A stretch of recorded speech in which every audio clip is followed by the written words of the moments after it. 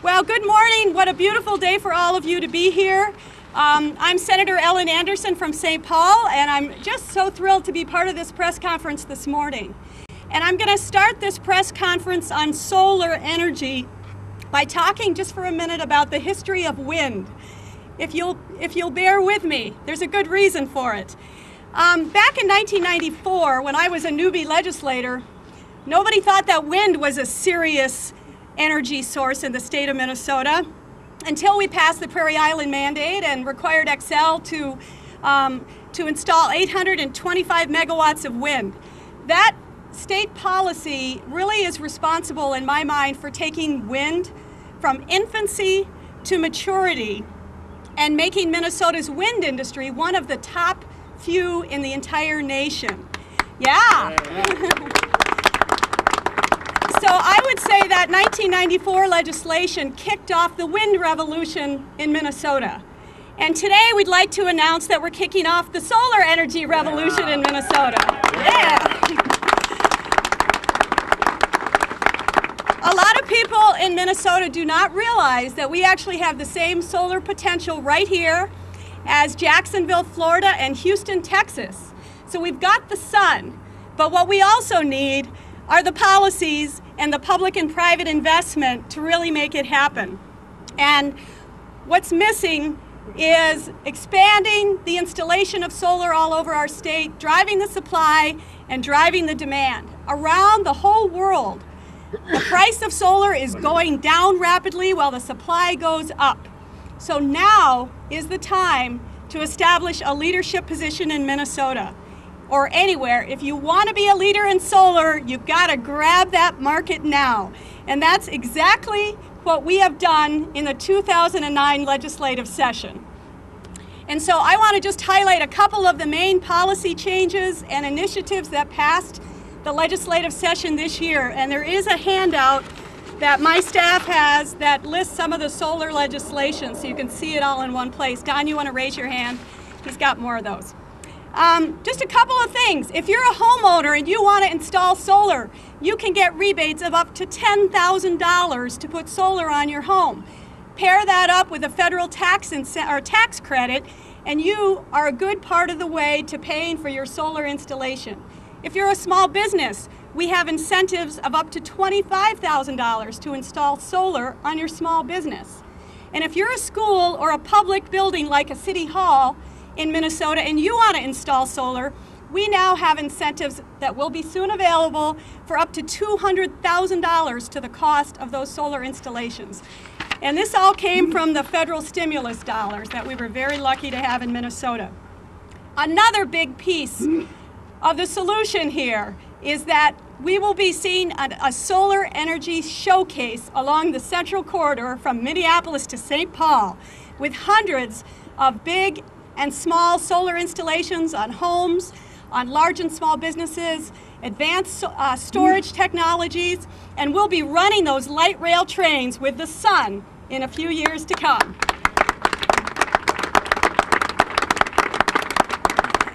And we put incentives in place, we put dollars on the table to help match the private investment that we'll be seeing to make that happen. The Renewable Energy Standard, which we worked so hard on and the legislature passed in 2007, we've now set a marker in there for solar as a big part of reaching Xcel's 30% renewables by 2020. And we've also invested in the workforce. We heard over the state from the Green Jobs Task Force about all the trained, skilled electricians sitting on the bench ready to go to work installing solar panels.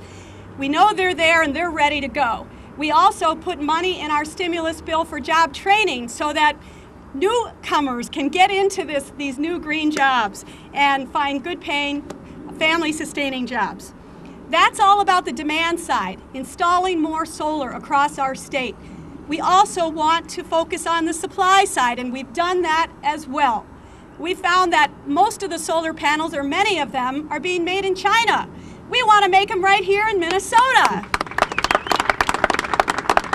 So we have put cash incentives on the table for emerging solar companies to manufacture solar panels in Minnesota and to manufacture advanced battery storage technology here in Minnesota. We've also put incentives in place for public buildings that are doing solar to buy Minnesota-made products to do it. So those are just a few of the highlights. We have solar policy. We have millions of dollars of solar incentives. You can see the list that's being passed out. This all couldn't have happened without the leadership and partnership with many, many people. And I want to start by recognizing the legislators who really led the charge to support solar in Minnesota.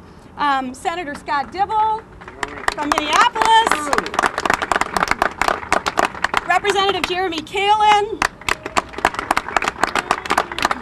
Representative Frank Hornstein, come on up so they can see you, from Minneapolis, Representative Sheldon Johnson from St. Paul, Senator John Dahl, Burnsville. I know we have staff from Senator Pretner-Solin's office and Representative Bill Hilty's office, the chairs of the energy policy committees in the House and Senate, and Representative Brita Saylor, Senator Sandy Rummel, and Senator Gary Kubley also need to be recognized for their great work in this area. As I said, this was a partnership, and it will only work into the future with all the partners at the table. And so it's my honor to next bring forth a very important partner, Bill Glahn, who is the director of the Office of Energy Security with the state of Minnesota.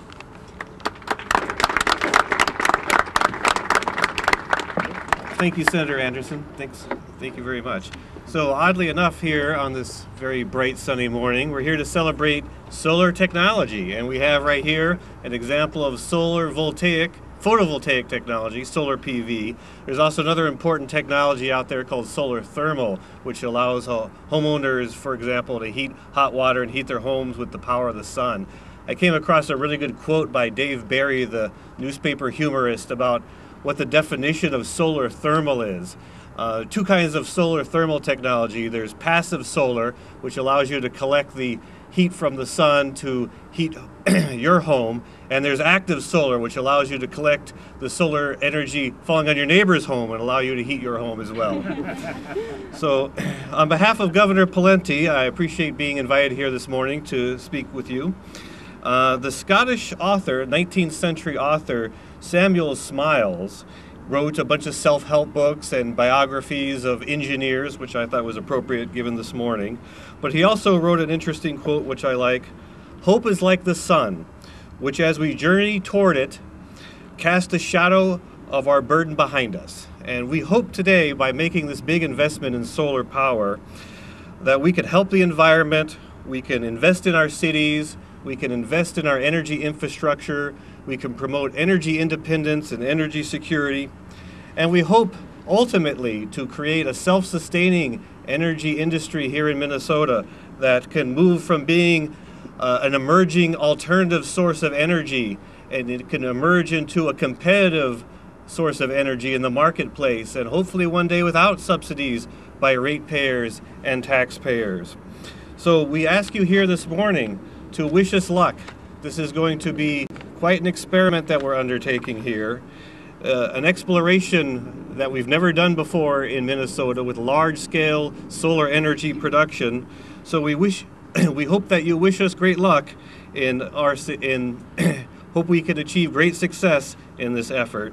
And again, on behalf of the governor, we appreciate being invited here this morning. Thank you. Mayor? Judy? Sure. Yeah, next, thank you very much, Bill. Next, I'd like to introduce Jody Pofferl, from Xcel Energy, one of our critical partners. Thank you. Judy Pofferl from Xcel Energy. We're just delighted to be here on a picture-perfect day to celebrate solar. Really, these new laws help us to jumpstart the solar market here in Minnesota, and we at Xcel Energy are just delighted to be a part of that action. What these new laws really allow us to do is to support our customers and our community's interests in solar and renewable energy. And what we're hoping to do as we support that interest is to take advantage of the declining costs that we expect will happen as the market grows and as technology improves. So we're very happy to be partners in this effort. What we're also hoping for, to echo what Senator Anderson said, is that we can mirror the experience we had in the wind industry, because there we had somewhat of a comparable experience where we had supportive enabling legislation that allowed Xcel to jump in feet first with developing wind energy. And today I'm happy to say we are the #1 wind provider in the United States, and we have over 1,000 megawatts of wind on our system. And that certainly could not have happened without this same framework of supportive legislation, utility that wanted to make things happen, and customers that supported our efforts. So truly it's a partnership, and we're hoping to mirror that in solar. But the great advantage that I think solar gives us is puts another tool in our toolbox of wind and demand side management and innovative ways of meeting our customers' needs. But the great thing about solar is it's going to make renewables very visible to most of our customers. When you think about it, we've got 1,000 megawatts of wind, but it's not many people who drive by our wind turbines and see that power in action. Here, people will be going down the street, and if our vision comes to life, Central Corridor is going to have solar panels up and down, and customers will actually see this is where we get our energy. So I think the great advantage to solar is it's going to make renewables much more visible to our customers, and we're very happy to be a part of that. What the legislation is going to allow us to do now, in addition to all that supporting framework that we can do for Central Corridor, which I think will be a really great thing, but it'll also allow us to support our individual customers' efforts to put on solar on their homes and businesses. And we are proposing to the state to implement a solar rewards program, which will help give rebates to customers who install solar on their homes, and we are proposing a budget of that of $5 million. So very hopeful that our customers will take advantage of that, and we can move this industry forward. So again, these things only happen with great partnerships. So we at Xcel certainly want to thank all the legislative leaders, the local leaders, the community advocates that came together to make this happen, and we're very happy to be a part of the process. Thank you. Thank you so much, Judy. I'd like to make one other introduction. The Speaker of the House, Margaret Kelleher, has joined us. Thank you so much for being here. She was a major supporter of this legislation all through the legislative process. Next, we have the mayor of one of our great solar cities, R.T. Rybak, Minneapolis Mayor. Thank you, and it's wonderful to be here, but my job is to say thank you first off to these spectacular legislators, the Speaker, and these great legislators who have done so much to put Minnesota in the forefront. Please give a round of applause for people in the middle of tough issues, delivered big time for renewables in the state. Thank you, you guys. And let's also thank Xcel. We haven't always been certain how we should, as people who are part of this renewable community, should work with Xcel. But I've got to tell you, Xcel has been a tremendous leader. From the moment I got into office, I met with them and talked about converting Riverside Coal Plant and 2 others to natural gas. They've been a leader on it. They're working with us on solar. We are lucky to have Xcel, and I want to thank you for the great work that you guys are doing on all of that. But more than anything else, I want to thank all of you out there who Senator Dibble just said to me, we've got the whole renewable energy mafia out there. If there's any mafia I want to be part of, it's you. The people out there who have done phenomenal work. Look around at yourselves. Look at the people from the Renewable Energy Society. You've been at that for what, 30 years at it? Sheldon Strom, you've been at it for 30 years? All right, well, that sounds good. But people have been at this for years. This is our moment right now. We're talking about the sun, but we're also talking about jobs. And right now, after all these years in the woods, we're out in the bright sunlight. It's time to drive this home and do everything possible right now, because this is the way we move the economy. This is the way we change our climate. And this is the way we make sure that Minnesota is the center of renewable energy in the world. Our goal should be nothing less than that. Nothing less than that. My experience is that government in Minnesota at all levels is moving on this, but the citizens are ahead of us. So I'm especially pleased that this action gives new incentives for our citizens to move forward. But I want to pledge to you, Minneapolis is going to continue to drive as hard and fast as we possibly can. We're just going to do it in a plug-in hybrid powered by solar.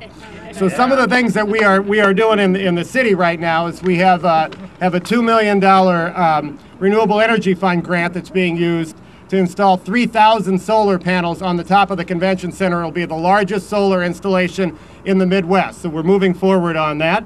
We are moving forward on installing solar on 3 of our public works facilities and 2 of our fire stations.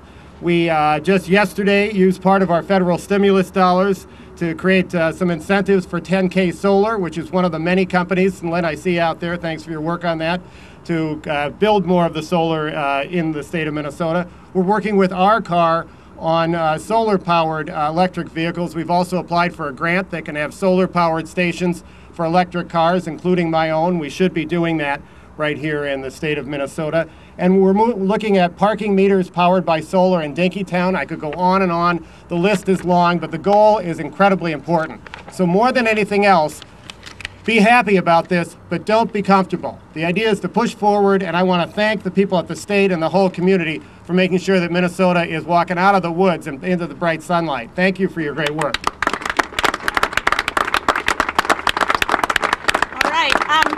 2 more introductions. I want to introduce my city council member, Lee Helgen of St. Paul, Ward 5, and Senator Mimois from St. Paul as well, down there in the shades. Last but not least, from the city where the sun always shines, Mayor Chris Coleman. Thank you, Senator.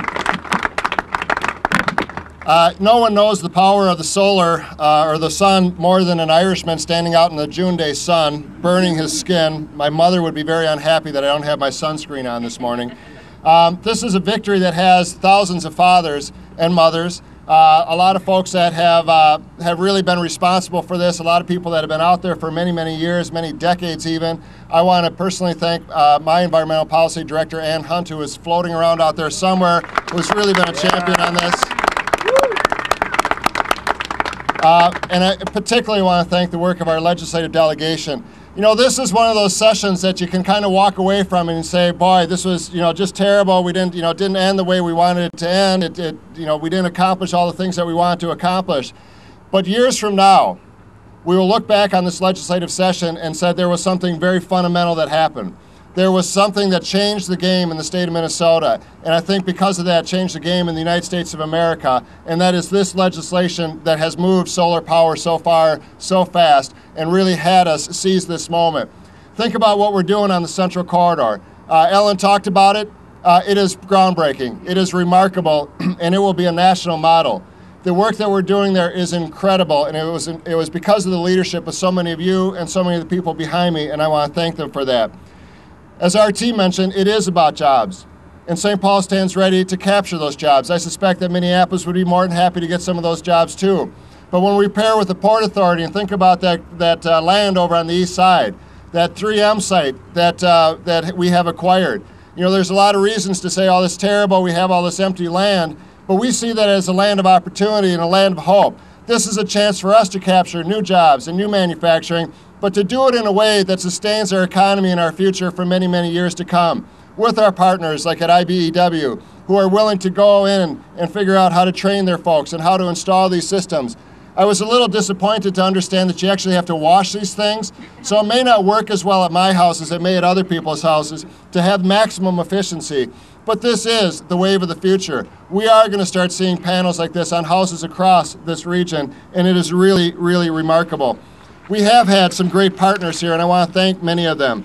We have Center for Energy and Environment in Sheldon Strom, District Energy with Ken Smith, Fresh Energy with Linda Taylor, IBEW with Dan McConnell and Mike Redland, Minnesota Renewable Energy Society with Doug Shoemaker and David Boyce, Office of Energy Security with Bill Glahn, Stacy Miller, and Janet Streff, and the Neighborhood Energy Connection with Chris Duffrin. It is incredible that all these people have come together on this piece of legislation. There's a lot of reasons, as I say, to be disappointed with the legislation or with what happened this last year behind me. But there's great hope and great momentum, and great future because of the work that has happened here. Thank you so much for being a part of this, and thank you so much for making Minnesota a leader.